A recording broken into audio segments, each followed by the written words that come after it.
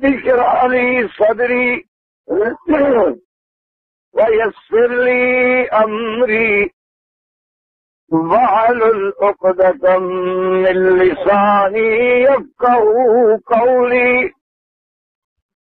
سبحانك لا علم لنا إلا ما علمتنا إنك أنت العليم الحكيم۔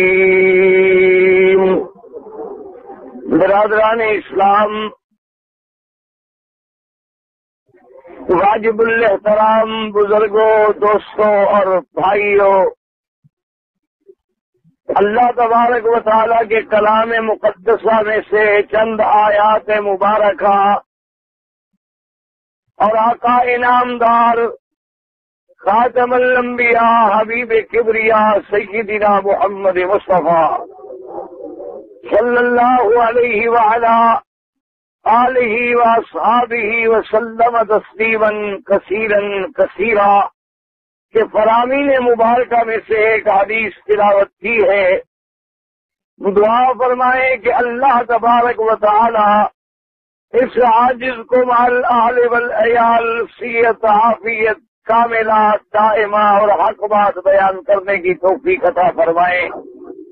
اللہ تبارک و تعالی آپ کو سننے سمجھنے اور ہم سب کو مل کر حق پر عمل کرنے کی توفیق عطا فرمائے۔ پروردگار عالم تمام آنے والوں کی حاضری، حج، عبادت، زیارت منظور و مقبول فرمائے اور تمام بیماروں کی بیماریاں دور فرمائے، اور اللہ تبارک و تعالی اپنے خصوصی رحم سے تمام آنے والوں کی آرزوئیں، امیدیں اور دعائیں منظور و مقبول فرمائے۔ میں نے اپنے معروضات میں چند دنوں سے یہ بات عرض کی تھی کہ سب سے بنیادی بات جو ہے وہ مسلمان کا عقیدہ ہے، اس لیے اپنے عقائد کو صحیح فرما لیں۔ اللہ تبارک و تعالی ہر مسلمان کلمے پڑھنے والے کے عقیدے کو صحیح فرمائے۔ سب سے بنیادی بات تو یہ ہے کہ اللہ کی توحید پر ایمان ہو، اس کی الوہیت، ربوبیت، اسماء و صفات پر ایمان ہو۔ اللہ کی ذات بھی وحدہ لا شریک بے مثل بے مثال ہے، اس کی صفات خاصہ بھی بے مثل بے مثال ہے۔ دوسری بات یہ سمجھے کہ جتنے انبیاء آئے حضرت آدم علیہ السلام سے لے کر ہمارے آقا سرکار مدینہ صلی اللہ علیہ وسلم تک ہمارا تمام انبیاء پہ ایمان ہے۔ تمام اللہ کے نبی برحق، تمام اللہ کے رسول برحق، تمام اللہ کی اتاری ہوئی کتابیں برحق، اللہ کے ملائکہ برحق، قیامت برحق، جنت جہنم برحق، حساب کتاب سزا جزا برحق، اللہ تبارک و تعالیٰ کی قضا و قدر برحق۔ اللہ تبارک و تعالیٰ چاہے تو خیر کے پیدا کرنے والے بھی آپ ہیں اور شر کے پیدا کرنے والے بھی آپ ہیں۔ اسی طرح دوسری بات یہ یاد رکھ لیں کہ اللہ کے جتنے ملائکہ ہیں وہ نوری مخلوق ہیں، کیا مانا وہ جن سے نور سے پیدا ہوئے ہیں، اور جتنے جنات ہیں وہ ناری مخلوق ہیں، کیا مانا وہ جن سے نار سے پیدا ہوئے ہیں، اور جتنے اللہ کے پیغمبر ہیں، اللہ کے رسول ہیں، اللہ کے نبی ہیں، وہ سب اولاد آدم ہیں، اور اللہ نے اولاد آدم کو خاک سے پیدا فرمایا ہے۔ اصل بات یہ ہے کہ اللہ تبارک و تعالیٰ نے اپنے کمال قدرت کا اظہار فرمایا۔ اگر ساری مخلوق کو اللہ نور سے پیدا فرماتے تو وہ قادر تھے، اللہ ساری مخلوق کو آگ سے پیدا فرماتے تو وہ قادر تھے، لیکن دشمن کو ایک اعتراض کا موقع ملتا کہ شاید اس جنس سے تو مخلوق بن سکتی ہے لیکن کسی دوسری جنس سے نہیں بن سکتی، اس لیے اللہ نے کچھ مخلوق تو نور سے پیدا کر دی، کچھ مخلوق کو نار سے پیدا کر دیا، اور اللہ نے اپنی سب سے افضل اشرف مخلوق جو ہے اس کو خاک سے پیدا فرمایا۔ اور اسی طرح اللہ کا ایک نظام ہے کہ آدم کی اولاد جو ہے وہ میاں اور بیوی یعنی ذکر و انثی زوجین جوڑ سے پیدا ہوگی، لیکن اللہ نے یہاں بھی اپنی کمال قدرت دکھلائی کہ اللہ نے آدم کو پیدا کیا تو ماں بھی نہیں ہے باپ بھی نہیں ہے، یعنی آدم علیہ السلام کو بغیر ماں اور بغیر باپ کے اپنی شان کن فیکون سے پیدا فرمایا۔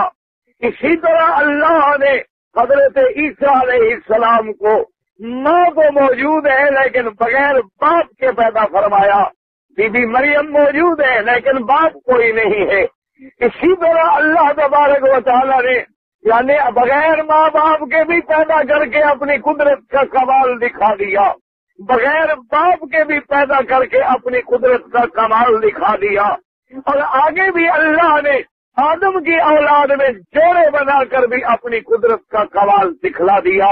اس لیے ہمارے اللہ کی قدرت پر بھی کامل ایمان ہو کہ قدرت کامل کا مالک بھی اللہ ہے اور علم کامل کا مالک بھی اللہ ہے، اور جتنے نبی ہیں وہ سب بشر ہیں، اولاد آدم ہیں، لیکن بشریت کو اگر شرف ملا ہے تو وہ انبیاء کی وجہ سے ملا ہے کہ انبیاء کو اللہ نے اس جنس سے پیدا کر کے ان کو اتنا اونچا کر دیا ہے کہ فرشتے بھی ان کے دروازوں پہ کھڑے ہیں، جنات بھی ان کے دروازوں پہ کھڑے ہیں، حور و رضوان بھی ان کے دروازوں پہ کھڑے ہیں۔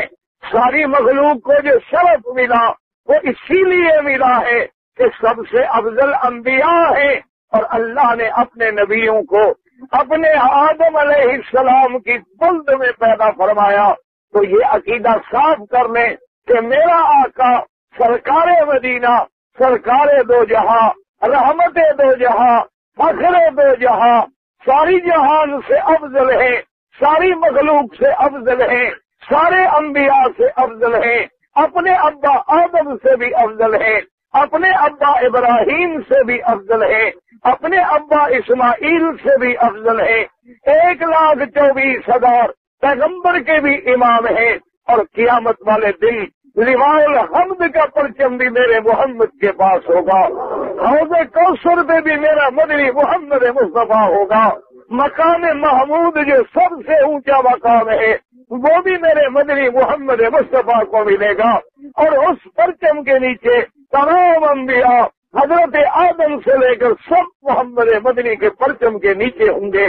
اور یہ بھی عقیدہ رکھ لیں کہ اللہ کے نبی شفاعت بھی فرمائیں گے، اور وہ شفاعت کن کے لیے ہوگی؟ جو توحید پہ مر گئے، عقیدہ ٹھیک تھا، اگر کافر مر گیا ہے کوئی شفاعت نہیں، اگر مشرک مر گیا ہے کوئی شفاعت نہیں، اگر کوئی ہندو سکھ مر گیا ہے کوئی شفاعت نہیں۔ یاد رکھیں شفاعت کس کی ہوگی؟ کہ جو توحید پہ مر گیا لیکن گناہ گار ہے، بندہ موحد تھا، بندہ ایمان والا تھا، لیکن مر گیا ہے، اس کے ذمے کبیرہ گناہ ہے، تو اب قیامت والے دن اگر اللہ چاہے تو اس کو بھی معاف کر دے، لیکن اگر اللہ چاہے تو اپنے پاک پیغمبر کو اجازت دیں گے، اللہ کے نبی ان کی شفاعت فرمائیں گے، اور حضور کی شفاعت سے وہ جہنم سے نکل کے جنت میں جائیں گے۔ اور یہ بھی اپنا عقیدہ رکھ لیں اور صاف کر لیں کہ جن لوگوں نے دنیا میں بدعت پیدا کی ہے، اور بدعت کا معنی بھی سمجھ لیں تاکہ کوئی حاجی دھوکے میں نہ رہے۔ بعض لوگ دھوکہ دیتے ہیں کہ دیکھو جی اب مولوی مکی نے جو رومال پہنا ہوا ہے یہ بھی تو حضور کے زمانے میں نہیں تھا، یہ جو گھڑی باندھی ہوئی ہے یہ بھی تو حضور کے زمانے میں نہیں تھی، یہ جن گاڑیوں پر سواری کرتے ہیں یہ بھی تو حضور کے زمانے میں نہیں تھی، یہ ہوائی جہازوں پہ حاجی آتا ہے یہ بھی حضور کے زمانے میں نہیں تھا، یہ بھی بدعت ہے نہ، یہ دھوکہ ہے۔ یاد رکھو بدعت کا معنی کیا ہے کہ اللہ کے دین میں، سمجھے مسئلہ، اللہ کے دین میں جس کی اصل قرآن میں بھی نہ ہو، فرمان محمد مدنی میں بھی نہ ہو، اور صحابہ کے عمل میں بھی کوئی بنیاد نہ ملے اور وہ دین کا نیا مسئلہ گھڑے وہ بدعت ہے۔ یہ چیزیں دنیا داری کی ہیں، یہ چیزیں دین میں شامل نہیں ہیں۔ اللہ کے نبی نے دو چیزوں سے منع کیا کہ مرد ریشم نہ پہنے اور سونا نہ پہنے، باقی کسی کپڑے سے منع نہیں کیا۔ اللہ نے قرآن میں فرمایا والخیل والبغال والحمیر لترکبوها وزینا ویخلق ما لا تعلمون۔ اللہ نے فرمایا میرا مدنی، ہم نے گھوڑے پیدا کیے، ہم نے خچر پیدا کیے، ہم نے گدھا پیدا کی، لیکن قیامت تک ایسی سواریاں پیدا کریں گے جن کو تم نہیں جانتے۔ تو لہذا جو سواری اس زمانے میں تھی وہ اس زمانے میں استعمال ہوگی، جو قیامت تک اور پیدا ہوں گی ان کا کوئی بدعت سے تعلق نہیں۔ بدعت کا معنی کیا ہے کہ اللہ کے کعبے کا طواف عبادت ہے کہ نہیں؟ اللہ کے کعبے کا طواف دین ہے کہ نہیں؟ میرے پاک نبی نے کہاں بوسہ دیا؟ حجر اسود کو۔ اب اگر کوئی دروازے کو بوسہ دے تو یہ بدعت ہے کہ یہ دین میں اس نے نیا طریقہ نکالا ہے۔ اب کوئی مقام ابراہیم کو بوسہ دے تو یہ بدعت ہے۔ اب کوئی رکن عراقی رکن شامی کو ہاتھ لگائے تو یہ بدعت ہے۔ اب کوئی آدمی صفا مروہ کو بوسہ دے تو یہ بدعت ہے کہ اس نے دین میں ایک نئی بات نکالی ہے۔ جو دین میں نئی بات نکالی جائے وہ بدعت ہے، اور ہر بدعت جو ہے وہ گمراہی ہے۔ میرے پاک نبی نے ایک نہیں دو نہیں درود شریف پڑھے تاکہ اللہ کی رحمت نازل ہو۔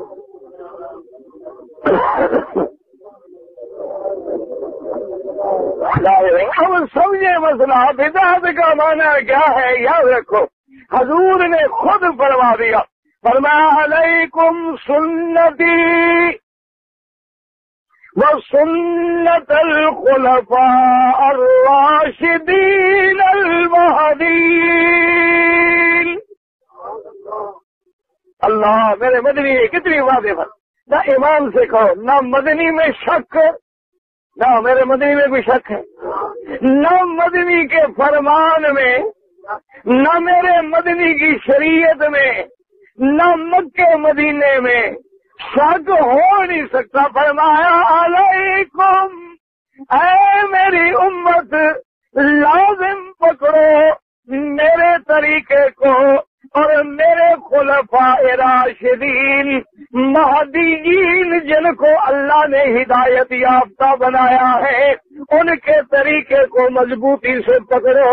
تم پر لازم ہے، تم پر واجب ہے، ضروری ہے۔ اور آگے دیکھیں کیا پیارا فرمان ہے، فرمایا وَتَمَسَّكُوا بِهَا وَعَضُّوا عَلَيْهَا بِالنَّوَاجِذِ۔ اس رسی کو جو دین کی رسی میں نے میرے صحابہ نے پکڑی ہے مضبوطی سے تھام لو، اور صرف ہاتھوں سے نہیں بلکہ اپنے دانتوں اور داڑھ سے بھی مضبوط کر لو۔ آپ دیکھیں جب آدمی زور لگاتا ہے تو ہاتھوں سے بھی منہ سے بھی پکڑتا ہے، فرمایا ہاتھوں سے بھی پکڑو، دانتوں سے بھی پکڑو، اور فرمایا ایاکم ومحدثات الامور، اور فرمایا میری امت خبردار خبردار، جو نئی نئی باتیں نکالی جائیں ان سے بچ جانا، ان سے دور رہنا، جو قرآن میں بھی نہ ہو، میرے فرمان میں بھی نہ ہو، اور خلفاء راشدین کے عمل میں بھی نہ ہو، ان چیزوں سے بچ کے دور رہنا، کیونکہ کل محدثۃ بدعہ، ہر نئی چیز جس کا اصل دین میں نہیں بنائی جائے وہ بدعت ہے، اور کل بدعت ضلالہ، اور ہر بدعت جو ہے وہ گمراہی ہے۔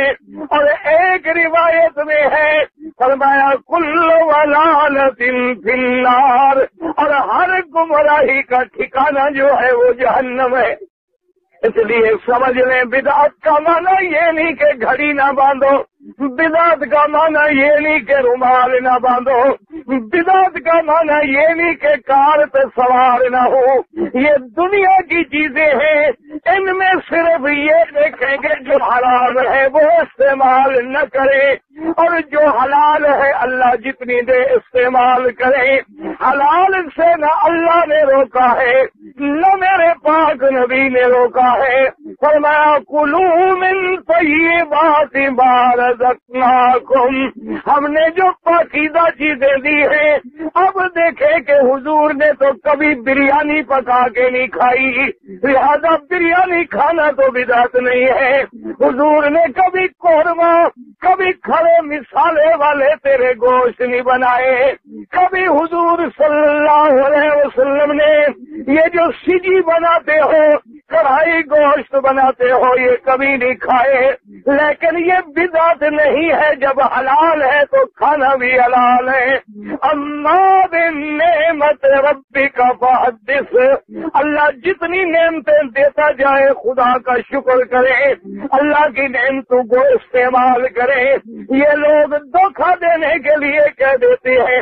अब समझे कि मेरे मदनी ने कितनी जिंदगी में जनाजे पढ़े, हजूर इमाम बने, अबू बकर उमर उस्मान अली जैसे शान वाले मुक्तदी बने। तो अब किताबुल जनाइज बुखारी मुस्लिम सियासत की खोल के देख ले कि हजूर ने जनाजे में 4 तकबीरें फरमाई और हजूर ने जनाजे के बाद दुआ नहीं मांगी। जब दुआ नहीं मांगी अब कोई मांगे तो बिदात है, इसलिए कि उसने दीन में नई चीज निकाली, दीन के अंदर एक नया काम निकाला। और ये भी याद रख लो, अल्लाह तबारक व तआला से दुआ करें कि अल्लाह हर कलमे पढ़ने वाले को मोहम्मद की सुन्नत का मतवाला बना दे, अल्लाह पाक हजूर का दीवाना बना दे, सहाबा का शहदाई बना दे, दीन इस्लाम का फिदाई बना दे। बात समझने की कोशिश करें। हजूर के जमाने में अजान बिलाल ने भी दी, अब्दुल्ला इब्ने उम्मे मकतूम ने भी दी, अभी महजूरा ने भी दी, और अजान छुपी हुई नहीं होती थी। हत्ता के बिलाल ने काबे की छत पे भी खड़े होके अजान दी। यानी आप अंदाजा करें और कह दो अल्लाह की शान है कि जब मक्का फतह हुआ मेरे पाक नबी ने फरमाया ऐना बिलाल, बिलाल किधर है? हाजिर या रसूल अल्लाह। फरमाया बिलाल ये वही काबा है जिसमें कभी तुम्हें आने नहीं देते थे, आज तेरी छत में ऊंचा करके तेरे शान को बुलंद करता हूँ कि मेरे बिलाल की शान इतनी ऊंची है कि काबे पे चढ़ जाए और काबे पे खड़े होके अजान दे और दुनिया को भी पता चल जाए मोहम्मद मदनी गोरू का नहीं है, गोरे काले सब मोहम्मद के गुलाम है। अल्लाह के नबी ने गुलामों को ऊंचा कर दिया, काले रंग वालों को ऊंचा कर दिया, ताकि कोई क़यामत तक अपने रंग पे फख्र न करे कि हम गोरे हैं वो काले हैं, हम कलर्ड हैं वो वाइट हैं। बल्कि फरमाया इन्ना अकरमकुम इंदल्लाहि अतकाकुम। सारी हदीसें खोल ले, हजरत बिलाल की काबे की छत की अजान भी मौजूद है, बिलाल की मदीने की अजान भी मौजूद है, बदर की अजान भी मौजूद है, खैबर की अजान भी मौजूद है। अगर हजरत बिलाल ने पहले इन्नल्लाह व मलाइकतहू या नबी सलाम अलैका अगर पढ़ा है तो सुन्नत है, वरना पढ़ने वाला बिदाती है और ये बिदात है। मसला समझ आ रहा है कि नहीं आ रहा? और एक बात समझ लें, दरूद शरीफ पढ़े तो मैं अर्ज करूं।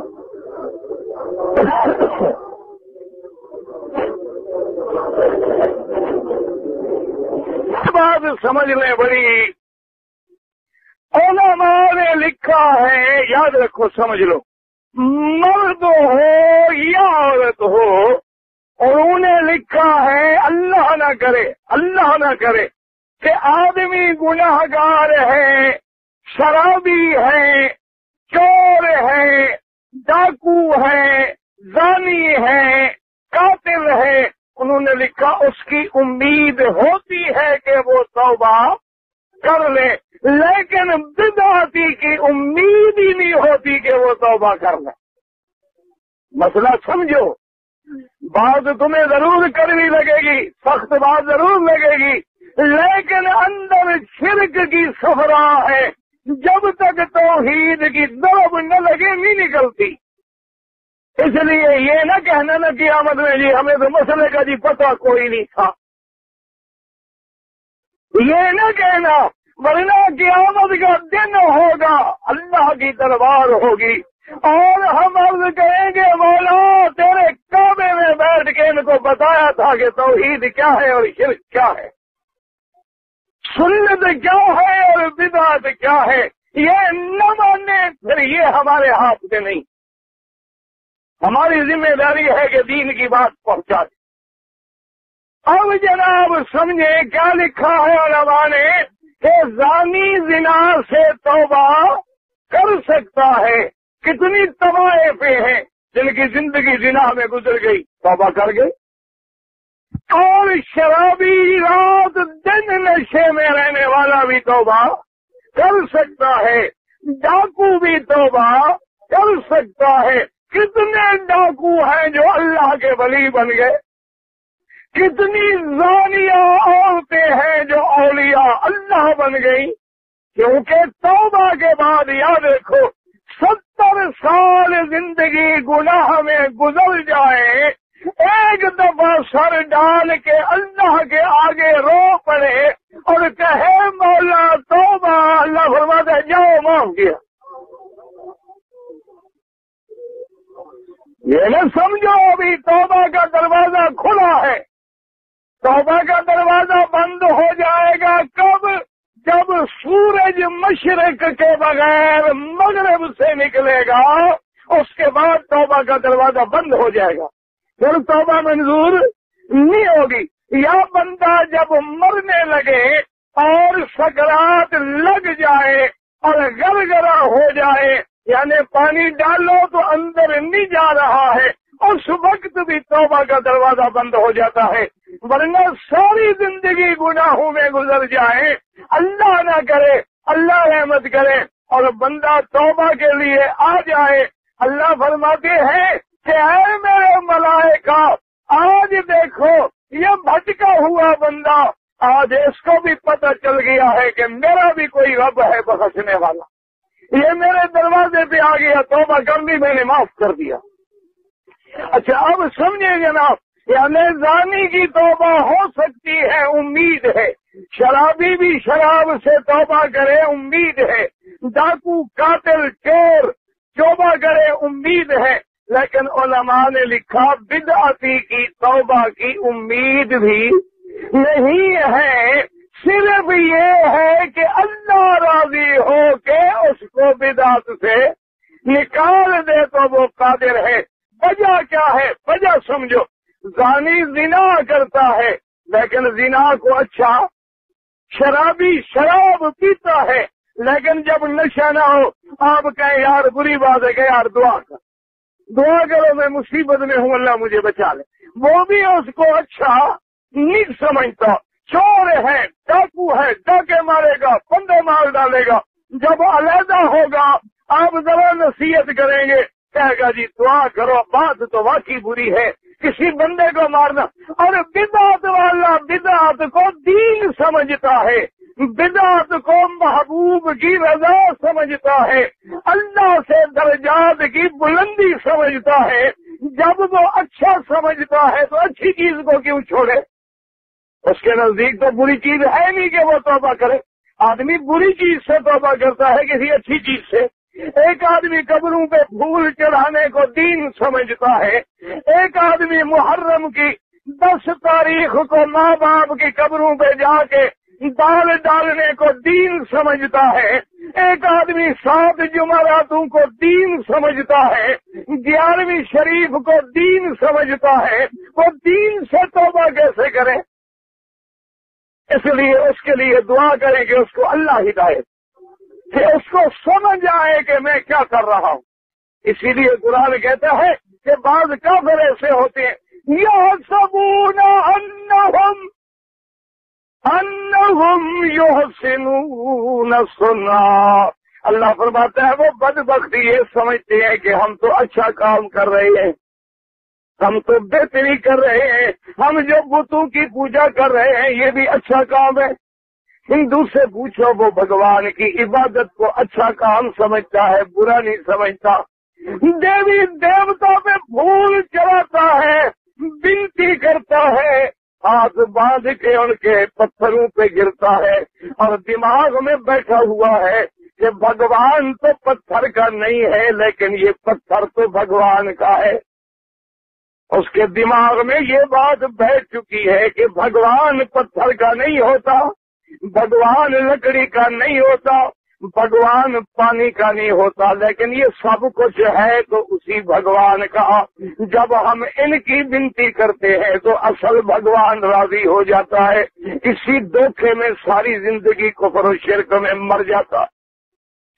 اس لیے یاد رکھے کہ بدعت کا معنی کیا ہے، اور بعض لوگ اللہ نہ کرے اپنی بدعتوں کو حجت بنانے کے لیے کہتے ہیں کہ دیکھو جی تراویح ایک امام کے پیچھے حضرت عمر نے شروع کی ہے، اور اس کے بعد انہوں نے فرمایا کہ نعم البدعۃ، یہ بھی تو ایک اچھی بدعت ہے۔ تو اب یاد رکھو جب اللہ کے نبی نے کہہ دیا کہ میری سنت اور میرے خلیفہ، میرے خلفائے راشدین کی سنت، تو حضرت عمر کا طریقہ تو سنت ہے، وہ بدعت ہو نہیں سکتا، اس کو تو سنت میرا مدنی فرما گئے ہیں۔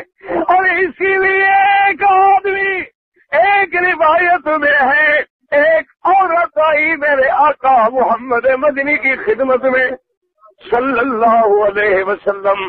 وہ عورت بڑی سمجھدار عورت تھی، عرب کی عورتیں بھی بڑی سمجھدار تھیں، ہماری طرح کی عورتیں نہیں کہ نہ دین کا پتہ ہے نہ خدا رسول کا پتہ ہے۔ کتنی بیٹیاں ہیں جن کو اتنا بھی پتہ نہیں حیض میں آ کے عمرے کر لیے، کتنی عورتیں ہیں، کتنی مرد ہیں آ کے پوچھتے ہیں میری عورت کو حیض ہے جی، حرم آ سکتی ہے؟ تو اللہ کے بندے تجھے عقل نہیں، تیرے ملک کی مسجد میں دی جا سکتی تو خدا کے کعبے میں کیسے آ سکتی ہے؟ اگر تیرے ملک کی مسجد میں جانا منع ہے تو محمد کی مسجد میں جانا کیسے جائز ہے؟ اتنا بھی آدمی کو پتہ نہیں ہے۔ اللہ تبارک و تعالیٰ معاف فرما دے۔ اب دیکھے عورت آئی، اس نے آ کے پوچھا کہ یا رسول اللہ صلی اللہ علیہ وسلم، جب نام آئے کیا کہا تھا؟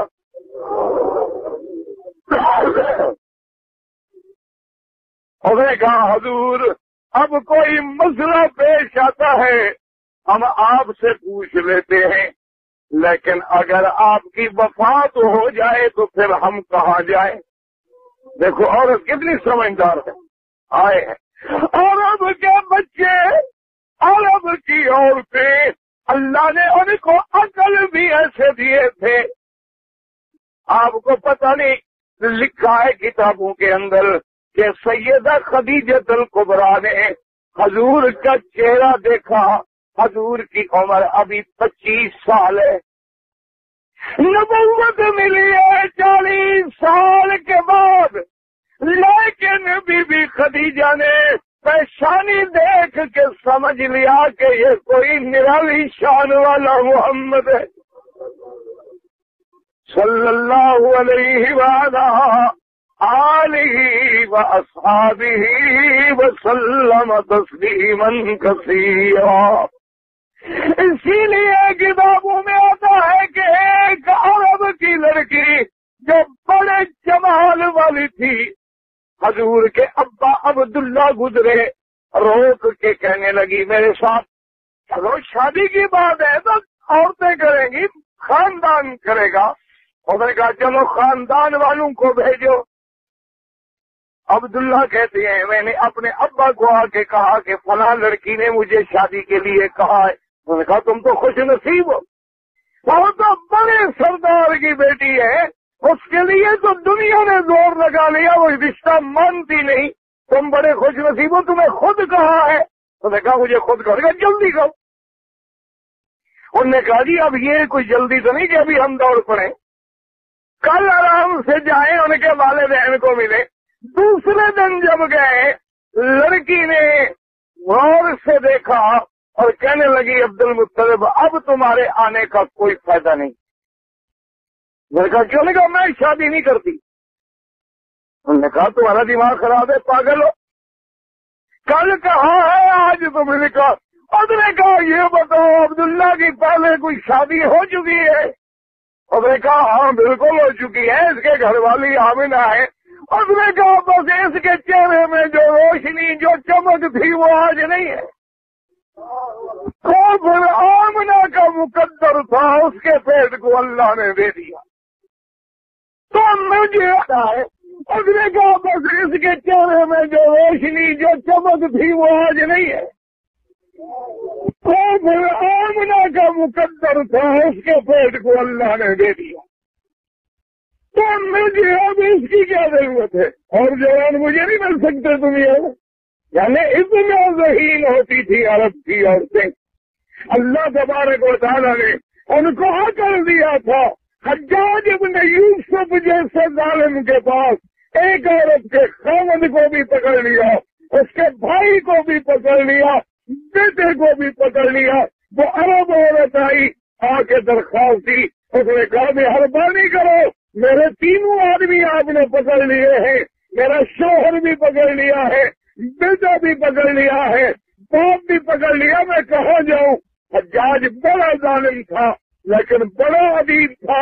کہنے لگا بی بی بات سنو، ان تین میں جس ایک کا نام کہو میں چھوڑ دیتا ہوں، دو کو میں نہیں چھوڑوں گا. اب دیکھیں عورتیں، ہماری عورتیں بھی سمجھدار ہیں، فلمی گانے بڑے یاد کر رہے تھے. ہماری عورتیں بھی بڑی سمجھدار ہیں، میک اپ سنگار کے ان کو سارے طریقے آتے ہیں. ہماری عورتیں بھی بڑی سمجھدار ہیں ماشاءاللہ. فیشن یورپ میں نکلے یہ پہلے ڈھونڈ لیتی ہیں. یورپ والے پجامہ پہنے، ہماری عورتیں پجامہ پہنتی. وہ شلوار پہنے، یہ شلوار پہنے گی، وہ سکرٹ پہنے، یہ سکرٹ پہنے. آج کل ایک نیا پجامہ نکلا ہے، اس کا نام انہوں نے رکھا ہے مولوی پجامہ. ہنسنے کی کیا ضرورت ہے؟ ہمیں پتا ہے کیوں کہ مولوی پجامہ اونچا پہنتے ہیں نا، چکھنے سے اونچا. اب عورتوں میں بھی رواج آ گیا اونچا پجامہ پہننے کا. وہ چونکہ اونچا ہے اور مولوی کو دلیل کرتا ہے کہ دین کی بات مولوی بتلاتا ہے نا غریب، اس لیے اس کا نام ہی مولوی پجامہ ہو گیا ہے. انا للہ و انا الیہ راجعون. اب دیکھو یہ بھی تو عورتیں ہیں نا. جب میرا مدینے جا رہے تھے کیا تو صلی اللہ علیہ وسلم جب حضور کا نام آئے اور آپ درود نہیں پڑھتے، چلو یہاں تو پڑھ لو نا، اپنے ملک میں جا کے کہہ دینا مکے مدینے وہاں بھی ہے، نہیں پڑھنے گے. یہاں تو پڑھ لیا کرو، وہاں جب جاؤ گے جہاز کے بعد نماز رہ جائے گی ایئرپورٹ پہ اور عقیدہ رہ جائے گا اپنے ایئرپورٹ.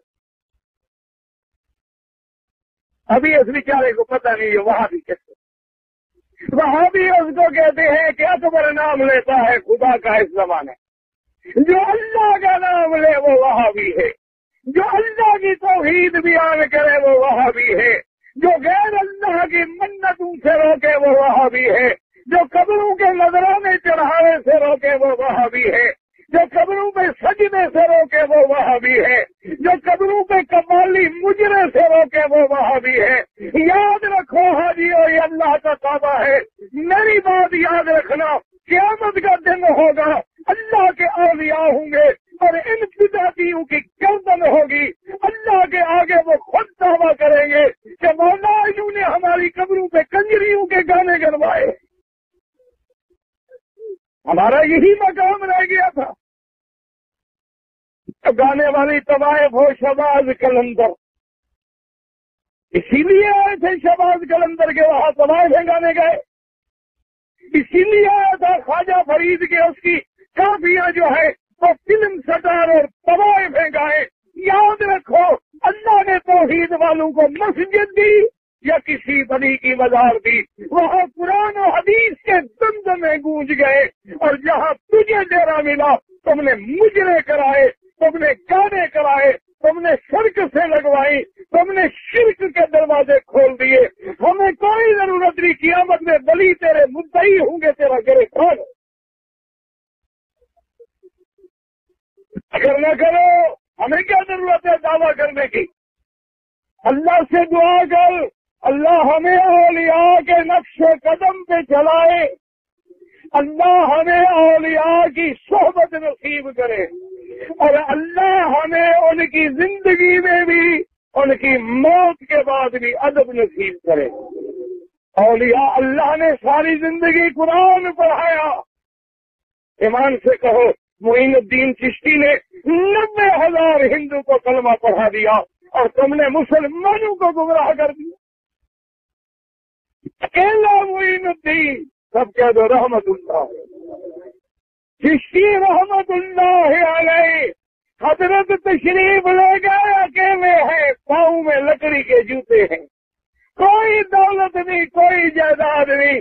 اللہ کے کلمے کی ضرب سے 90,000 کو مسلمان کر دیا. امام احمد ابن حنبل نے ہزاروں کو مسلمان کر دیا.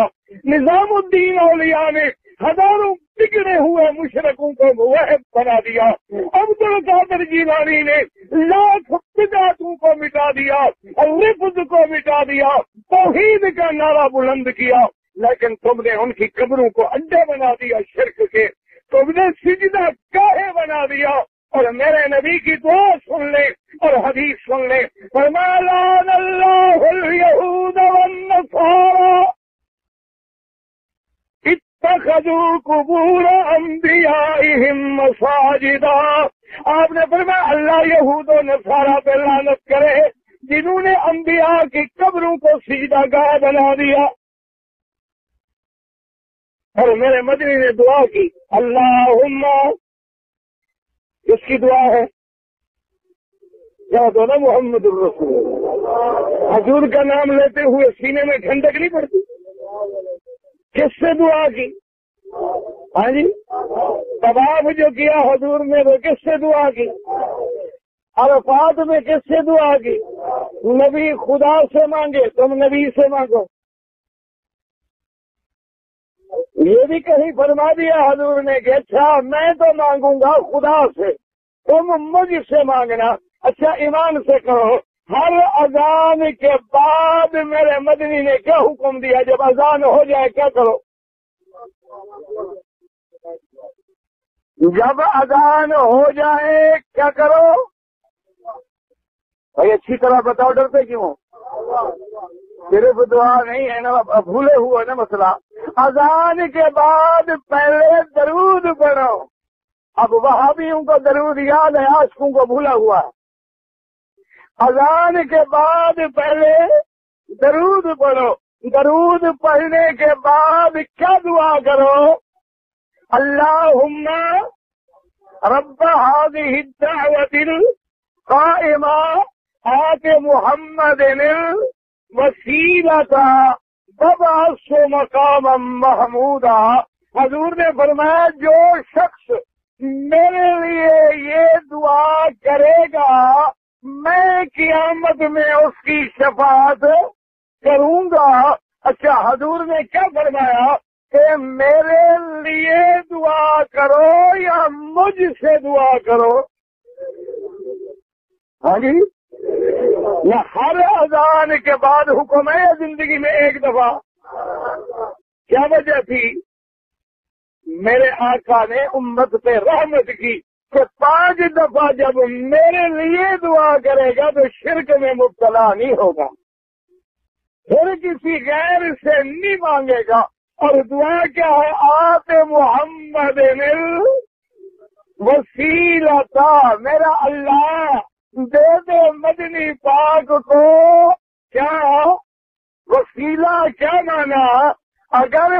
وسیلہ پکڑنا جائز ہے تو دعا کی کیا ضرورت ہے؟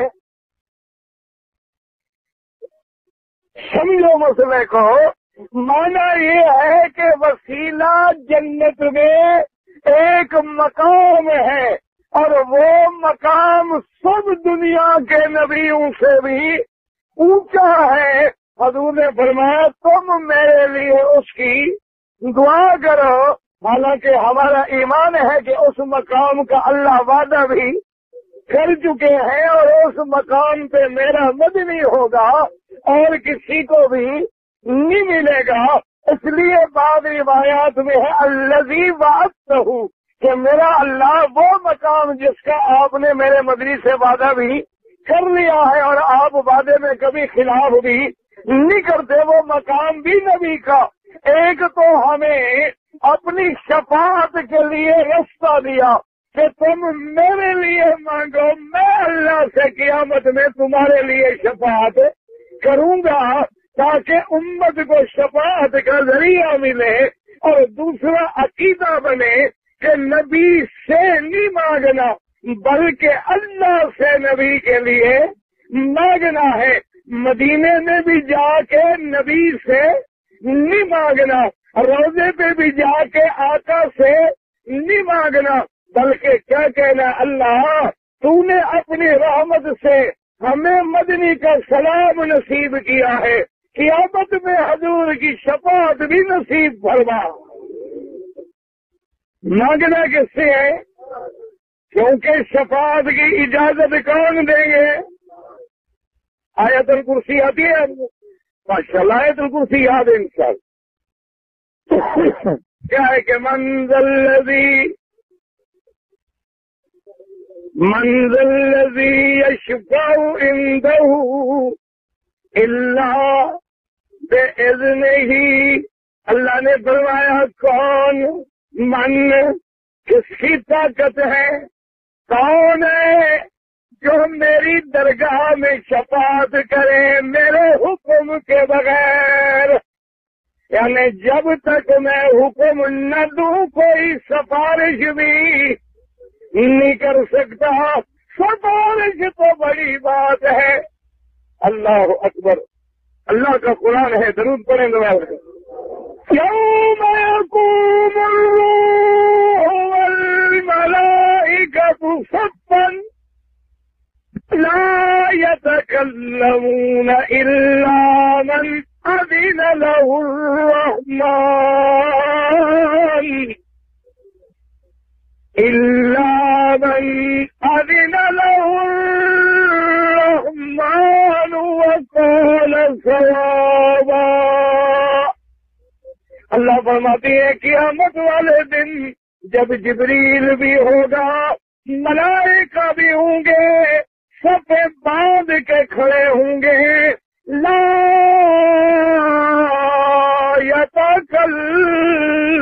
یتکلمون، وہ کلام بھی، وہ بول بھی نہیں سکیں گے مگر وہ جن کو رحمان اپنی رحمت سے بولنے کی اجازت دے۔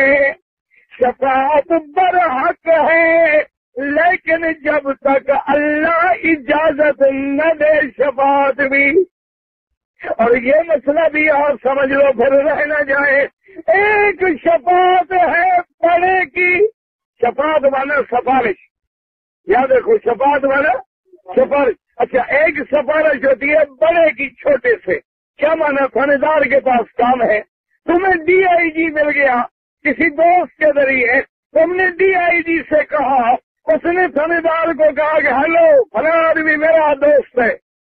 اب سفارش تو یہ بھی ہے، لیکن بڑا کہہ رہا ہے چھوٹے سے، اب تھانے دار اس ڈی آئی جی کی بات نہیں ٹال سکتا ہے، یہ بھی سفارش ہے۔ ایک سفارش ہے برابر کی کہ ایس پی کے پاس کام ہے، دوسرے ایس پی نے ٹیلی فون کر دیا کہ جناب آپ کے پاس فلاں آدمی کوئی سنے، وہ میرا دوست ہے، اب یہ برابر کے ہے، یہ بھی سفارش ہے۔ اور ایک سفارش ہے کہ آدمی چھوٹا ہے، دروازے کا ملازم ہے، کلرک ہے، چپراسی ہے، ڈرائیور ہے، وہ جا کے صاحب کہ جناب آپ افسر ہیں، آپ مالک ہیں، میں تو ملازم ہوں، لیکن ہے میرے علاقے کا آدمی، اگر مہربانی کر دو، یہ بھی سفارش ہے۔ اب شفاعت کا معنی لوگوں نے یہ سمجھا ہے کہ نبی جو کہیں گے خدا موڑ نہیں سکتا، ولی جو کہیں گے خدا ٹال نہیں سکتا، تو مانا ہوا نبی ولی بڑے ہوئے، خدا چھوٹا ہوا، جس کی بات کوئی ٹال نہ سکے، تو یہ شرک ہے۔ سمجھ لو مسئلہ یہ کیا ہے؟ شرک ہے۔ اچھا کوئی کہے جی نبی خدا بھی برابر دی گل سن لے، یہ بھی شرک ہے۔ اصل کیا ہے کہ نبی مخلوق ہے، وہ عرض کریں گے مرضی ہے میرے مالک کی، وہ چاہے تو مان لیں اور چاہے تو نہ مانے، لیکن ہمارا ایمان ہے کہ میرے مدنی کی درخواست کو اللہ رد نہیں فرمائیں گے، یہ ہمارا ایمان ہے۔ لیکن اگر اللہ نہ مانے، نوح علیہ السلام نے بیٹے کی شفاعت کی یا نہیں کی؟ اللہ نے مان لی، ہاں جی بیٹا بچ گیا۔ اچھا ابراہیم خلیل اللہ نے اپنے کی شفاعت نہیں کی، لیکن اللہ نے مان لی، نہیں مانی۔ نوح اور لوط نے بیوی کی سفارش کی، لیکن اللہ نے نہیں مانی۔ اچھا ماننے پہ آئے تو فرعون کی بیوی کو جنت میں بھیج دے۔ سمجھ آ رہا ہے مسئلہ کہ نہیں آ رہا؟ نبی کی بیوی لوط کی بیوی جائے جہنم میں، نوح علیہ السلام کی بیوی جائے جہنم میں، اور فرعون جو سب سے بڑا غدار ہے، جو سب سے بڑا مشرکوں کا باپ ہے، بیٹھ جائے تو آپ درود شریف پڑھ لیں، اور جنہوں نے درود شریف پڑھا جلدی جلدی بیٹھ جائے، وقت ضائع نہ کریں، جلدی سے بیٹھ جائے، جلدی سے وقت ضائع نہ کرے گا، اپنا نہ ان کا نہ ہمارا۔ جتنی دیر آپ ضائع کریں گے تو دین کی باتیں رہ جائیں گی، ابھی بھی پڑھتے رہے، اللہ کی رحمت ہوگی انشاءاللہ۔ اب سمجھے مسئلہ کہ اللہ کے نبی کی شفاعت برحق ہے، یاد رکھو، اور یہ بھی سمجھ لو میرے مدنی ایک شفاعت نہیں کریں گے، بلکہ حضور کئی شفاعتیں کریں گے، میرا پاک نبی صلی اللہ علیہ۔ اچھا ایک شفاعت ہوگی شفاعت کبریٰ، ایک شفاعت کیا ہوگی؟ شفاعت کبریٰ۔ وہ شفاعت کیا ہے کہ جب ساری امتیں، سارے نبی اللہ کے نبی کے دروازے پہ آئیں گے اور آ کے کہیں گے کہ یا محمد صلی اللہ علیہ وسلم، اللہ کے نبی مہربانی کریں، آدم نے جواب دے دیا ہے، تمام انبیاء نے جواب دے دیا ہے، آپ اللہ سے درخواست کریں کہ ہمارے مقدمے کی سماعت شروع ہو جائے۔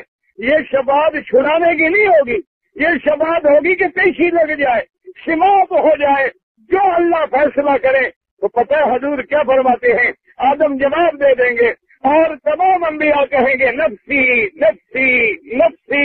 آج ہم خود ڈر رہے ہیں کہ کہیں خدا ہم سے پھر نہ پوچھ لے، لیکن حضور فرماتے ہیں جب میرے پاس امت سارا جہان آئے گا تو میں کیا کہوں گا؟ آنا لہا، کہہ دو صلی اللہ علیہ وسلم۔ حضور کیا فرمائیں گے؟ فرمائیں گے آنا لہا، اے لوگوں آنے والوں، اس کام کے لیے تو اللہ نے مجھے چن لیا ہے، یہ کام میں کروں گا۔ لیکن حضور فرماتے اللہ بنی محمد لم یعرفنی اللہ مجھے اپنے حمد کے طریقے سکھلائیں گے جو اب مجھے نہیں سکھلائے، ان محمد سے میں حمد کروں گا۔ فاخر تحت العرش ساجدا، میں عرش کے نیچے آ کے سجدہ کروں گا، سر سجدے میں ڈال کے درخواست کروں گا اللہ مجھے شفاعت میری قبول کر۔ اللہ حکم دیں گے ارفع سکا، محمد مصطفیٰ سر اٹھا لو، آپ کی درخواست منظور ہے۔ لیکن حضور بھی درخواست کریں گے، ادھر کون دے گا؟ اللہ دے گا، اور پھر سفارش کریں گے۔ یہ سفارش تو ساری کائنات کے لیے ہوگی، اور پھر سفارش کریں گے اپنی امت کے لیے، جو امت کے گناہگار جہنم میں رہ جائیں گے۔ حضور فرماتے انا اشفع انا اشفع انا اشفع، میں سفارش کروں گا، میں پھر سفارش کروں گا، میں پھر سفارش کروں گا، میں اتنی بار سفارش کروں گا، آخر اللہ فرمائیں گے کہ حضرت یا محمد، میرے مدنی محمد آپ راضی ہو گے نہیں؟ حضور کہیں گے رضی تو یا رب، رضی تو یا رب، میرا اللہ میں راضی ہو گیا، میں راضی ہو گیا۔ حضور فرماتے ہیں میں پھر درخواست کروں گا کہ اللہ میاں، جہنم میں کچھ لوگ ابھی ایسے پڑے ہیں جن کے دل میں ذرہ سا کلمہ توحید تھا، پورا پورا پکا تو نہیں تھا پر تھا صحیح تھوڑا بہت۔ اللہ فرمائیں گے محمد مصطفیٰ اب رہنے دو ان کو، میں اپنی رحمت سے نکالوں گا۔ یاد رکھیں سفارش برحق ہے لیکن کس کے حکم سے ہوگی؟ یہ عقیدے نہ رکھا کرو اور جناب کیا عمل کیا کریں گے، بس پیر مضبوط ہو۔ ان کا پتہ نہیں، مجھے سمجھ نہیں آئی کہ مضبوط کا کیا معنی ہے، یعنی جو آگے مار شار اچھی طرح کھا سکے۔ اللہ کے بندے پیر ہو فقیر ہو سب اس کے محتاج۔ اب سمجھے جی، دیکھیں کہ میرے مدنی صلی اللہ جس دن ہجرت کر کے مدینے منورہ گئے، چھوٹی چھوٹی بچیاں ہیں مدینے کی، چھوٹی چھوٹی بچیاں صدیقۃ الوداع پہ کھڑی ہے اور کیا کہتی ہیں؟ طلال بدر علینا۔ کیا دیکھو نا وجہ کیا ہے، یہ ہے کمال عرب کا کہ بچیاں ہیں چھوٹی چھوٹی، لیکن ہلال نہیں کہا، قمر نہیں کہا آج بدر آیا ہے۔ بدر کہتے ہیں 14ویں کا چاند، ہلال ہوتا ہے پہلی کا۔ وہ ایسا ایسا ایسا قمر بنتا ہے اور جب مکمل ہو جائے تو پھر بدر بنتا ہے۔ چھوٹی بچیاں ہیں، انہوں نے نبی کو قمر نہیں کہا، کیوں؟ نبی تو مکمل ہے، اس کا شان مکمل ہے، اس کی نبوت اور رسالت بھی مکمل ہے، اس میں کبھی کوئی کمی نہیں ہے۔ انہوں نے بھی کیا کہا کہ طلع البدر علینا۔ اس لیے میں عرض کر رہا تھا کہ عرب کی عورتیں کتنی سمجھدار ہیں۔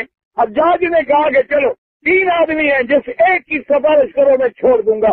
اس عورت نے کہا اچھا میرے بھائی کو چھوڑ دو۔ پکڑے ہوئے تھے نا، ایک بھائی، ایک شوہر اور ایک بیٹا۔ اس نے کہا جی میرے بھائی کو چھوڑ دیں۔ حجاج نے کہا عجیب عورت ہے، تم نے بیٹے کے لیے بھی سفارش نہیں کی، شوہر کے لیے بھی نہیں کی، اور بھائی کے لیے کیوں کی؟ تو پتہ ہے اس نے کیا کہا؟ اس نے کہا حجاج سنو کہ الزوج موجود والولد مولود، شوہر کی کیا کمی ہے، یہ مر گیا میں اور شادی کر لوں گی، شوہر تو مل سکتا ہے، اور بچہ میں جن لوں گی نوجوان عورت اور ہو جائے گا، لیکن بھائی کہاں سے لے آؤں گی؟ اب بھائی تو میں نہیں جن سکتی نا، بیٹا میں جن سکتی ہوں، شادی میں کر سکتی ہوں، شوہر بھی مل جائے گا، بیٹا بھی مل جائے گا، بھائی کدھر سے لے آؤں؟ حجاج نے کہا یہ عورت اتنی ذکی ہے کہ اس کو سب کے تینوں چھوڑ دو۔ اس نے تینوں کو چھوڑ دیا۔ تو اب عورت دیکھیں کیسی پیاری بات پوچھ رہی ہے، کہتی ہے محمد مدنی آقا سرکار مدینہ رحمت للعالمین رحمت دو جہاں آپ بیٹھے ہیں، جو مسئلہ ہمیں نہیں آتا ہم آ جاتے ہیں کہ حضور یہ مسئلہ ہے، حضور یہ جھگڑا ہے، حضور یہ بات ہے، آپ حل کر دیتے ہیں، لیکن آپ پر بھی تو وفات آنی ہے، آپ بھی اگر چلے گئے اس دنیا میں تو ہم مسئلہ کس سے پوچھیں؟ دیکھو کتنی سمجھدار ہے۔ حضور نے فرمایا کہ بی بی اگر میرے بعد ضرورت پڑے فاتح ابو بکر کے دروازے پہ آنا، رضی اللہ عنہ۔ اچھا اب جناب وہ 1-2 دن غائب ہو گئی، پھر آ گئی، کہنے لگی حضور آخر ابو بکر میں بھی تو مرنا ہے، اگر ابو بکر بھی مر جائے تو پھر ہم کہاں جائیں؟ حضور نے فرمایا پھر عمر سے پوچھنا، پھر عمر سے پوچھنا۔ اب ایمان سے کہو ابو بکر عمر کا مسئلہ نبی کا ہوگا یا الگ ہوگا؟ اگر حضور کا نہ ہو تو کبھی حضور ابھی بکر و عمر کے نام نہ لیں، کہیں فرماتے ہیں خلفاء راشدین، کہیں فرماتے ہیں اقتدوا بالذین بعدی ابھی بکر و عمر، کہ میرے بعد اگر کسی کی پیروی کرنی ہے تو ابھی بکر و عمر کی پیروی کرو. اچھا وہ عورت جناب ماشاءاللہ بڑی سمجھدار نکلی. کئی دنوں کے بعد پھر آ گئی اور دیکھا حضور بات یہ ہے کہ اگر عمر بھی مر جائے اس کا پتہ ہے ایک دن سب کو آ سکتی ہے. بولو ہم کہاں جائیں؟ حضور نے فرمایا پھر عثمان سے پوچھو. کس سے مسئلہ پوچھے؟ رضی اللہ عنہ. کہہ دو رضی اللہ عنہ. اور صحابہ کا نام لے کے کہہ دو رضی اللہ عنہ. آج محرم ہے، لوگ گالیاں دیں تم کہو رضی اللہ عنہ. لوگ سب تبرہ کر کے اپنی عاقبت خراب کریں تم کہو رضی اللہ عنہ. اللہ بھی راضی، محمد بھی راضی، ہم بھی راضی. اللہ بھی راضی، محمد مدنی بھی راضی اور ہم بھی راضی. جو ناراض ہے وہ خدا پہ ناراض ہے، جو ناراض ہے وہ محمد مصطفیٰ پہ ناراض ہے، جو ناراض ہے وہ اللہ کے قرآن پہ ناراض ہے. اور راضی بھی ایسے کہ حضرت صدیق بیٹھے تھے، اللہ کے نبی کے ساتھ جبریل آیا، کہا ان ربک یقرئک السلام. میرا مدنی تیرا رب سلام کہہ رہے ہیں، اور تیرے رب نے یہ بھی فرمایا ہے کہ میرے نبی سے کہہ دو کہ اپنے ساتھی ابو بکر کو بھی خدا کا سلام پہنچا. حضرت ابو بکر کو بھی کس کا سلام پہنچے؟ اتنے پہ بس نہیں، آگے سنو. اور اللہ فرماتی ہے کہ میرا مدنی ابھی بکر سے پوچھو کہ میں تو تم پہ راضی ہوں، کیا تم بھی مجھ پہ راضی ہو؟ یہ مقام ہے ابو بکر کا کہ میں تو کیا اقبال کیا تھا تمہارا شاعر تھا نا، اللہ اس کی قبر پہ رحمت کرے، کیا بات کہہ گیا؟ کہتا خود ہی کو کر بلند اتنا کہ ہر تقدیر سے پہلے خدا بندے سے خود پوچھے بتا تیری رضا کیا. یہ مقام دیکھیں، کہتے اللہ فرماتے ہیں. اور میرے مدنی نے جب پیغام دیا، حضور نے فرمایا ابو بکر رب نے سلام بھیجا ہے اور فرماتے ہیں میں تم پہ راضی ہوں، کیا تم بھی اپنے اللہ پہ راضی ہو؟ ابو بکر رونے لگ گئے اور ابو بکر نے عرض کیا کہ یا رسول اللہ ان اللہ سمانی من فوق العرش. اللہ نے عرش سے میرا نام لیا. حضور نے فرمایا ہاں ابو بکر اللہ نے تیرا نام لیا، اللہ نے تیرا نام لیا ہے. حضور رونے لگ گئے، کہا رضی تو یا رب، میرا مدنی میرا بھی سلام پہنچا دے اور بتلا دیں کہ ابو بکر بھی راضی ہے، ابو بکر بھی اپنے رب پہ راضی ہے. حضور نے فرمایا بی بی ابو بکر نہ ملے، عمر نہ ملے، عثمان سے مسئلہ پوچھ لے. اور بی بی نے پوچھا حضور عثمان بھی نہ ملے، تو پھر پتہ حضور غصے میں آ گئے، حضور ناراض ہو گئے. حضور نے فرمایا بطن الارض خیر من ظہرہا، کہ بی بی جب وہ دور آ جائے پھر قبر بہتر ہے، پھر زمین میں چلے جاؤ زندہ رہنے سے وہ زیادہ بہتر ہے. کیا مانا؟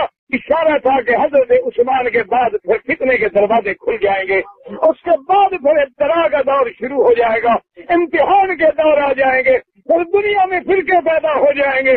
کہیں روافض ہوں گے، کہیں نواسب ہوں گے، کہیں خوارج ہوں گے، کہیں معتزلہ ہوں گے، کہیں کرامیہ ہوں گے، کہیں قدریہ ہوں گے، کہیں جبریہ ہوں گے، کہیں مشبہہ ہوں گے. یہ سارے فرقے ضالہ ہیں. دعا کر اللہ ہر گمراہی سے بچا کے ہمیں محمد کے دین پہ رکھے صلی اللہ علیہ وعلی آلہ وصحبہ وسلم تسلیما کثیرا کثیرا.